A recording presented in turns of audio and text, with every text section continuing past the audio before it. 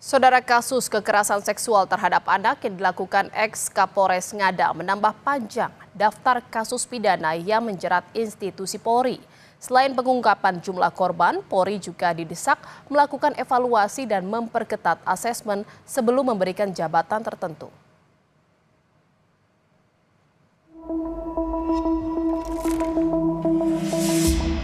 Pasca Kapolres Ngada AKBP Fajar Widyadharma Lukman resmi jadi tersangka kasus kekerasan seksual terhadap anak, pertanyaan yang muncul kini, apakah jumlah korban aksi bejat sang polisi hanya berhenti di 3 orang?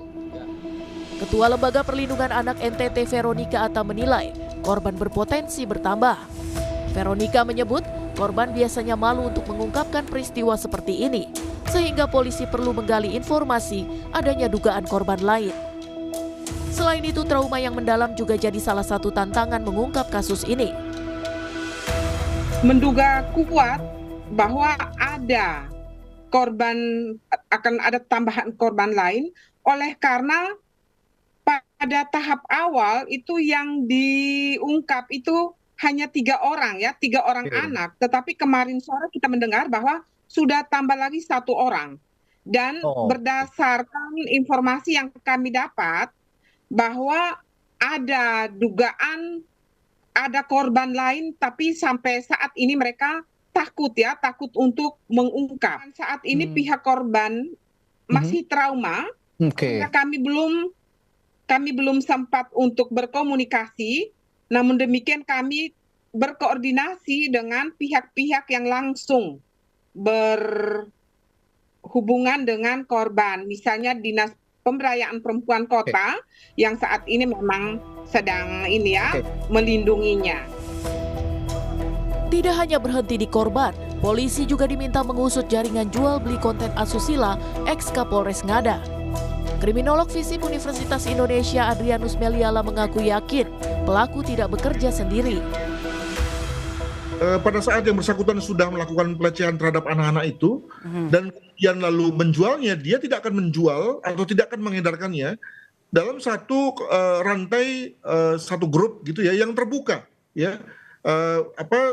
Grup itu pasti tertutup dan dianggap secure. Kenapa? Karena pasti sudah melalui proses screening terkait dengan orang-orang yang menjadi anggotanya. Tentu saja dalam hal ini tidak melalui grup seperti grup WA gitu ya yang praktis bisa dibobol dan bisa diinvestasi orang gitu ya, tapi melalui aplikasi yang lain yang kita kenal sebagai cukup ampuh ya untuk menahan adanya orang yang tiba-tiba menjadi anggota dan kemudian ngintip serta mendengar ya percakapan apa yang kemudian terjadi. Maka tentu dalam hal ini pihak penyidik itu tidak boleh berpretensi hanya dialah yang terlibat, hanya dialah yang menjadi pelaku satu-satunya. Jadi Anda percaya ini ada jaringannya ya? Pasti. Jadi kalau kita bicara mengenai kelompok predator dari luar negeri yang mencari mangsa di Indonesia misalnya, maka dia mencari mangsa Indonesia tapi dia menjualnya ke tempat lain. Sementara itu, pengamat kepolisian dari Institute for Security and Strategic Studies atau ISES, Bambang Rukminto, menyebut kasus pidana yang dilakukan aparat harusnya bisa dideteksi sejak awal. Kasus pidana yang melibatkan polisi tidak serta-merta hanya diputuskan lewat hukuman pidana. Evaluasi secara menyeluruh di tubuh Polri perlu dilakukan. Artinya tidak hanya proses punishment saja ya bagi mereka yang melakukan pelanggaran. Ini evaluasi secara menyeluruh itu juga terkait dengan meritokrasi di kepolisian. Harus ada assessment lebih dulu terkait rekam jejak atau riwayat personil yang akan ditempatkan dalam sebuah jabatan yang sangat penting dan vital di kepolisian. Saya melihat selama ini meritokrasi itu tidak berjalan dengan baik. Maka celah-celah itu dimanfaatkan mereka yang memiliki ambisi-ambisi yang menjauh dari nilai-nilai yang tadi saya sampaikan terkait melindungi, mengayomi itu, tetapi digantikan dengan pragmatisme sempit untuk kepentingan pribadi atau kepentingan kelompok. Kapolres Ngada AKBP Fajar Widyadharma Lukman ditetapkan sebagai tersangka atas kasus asusila.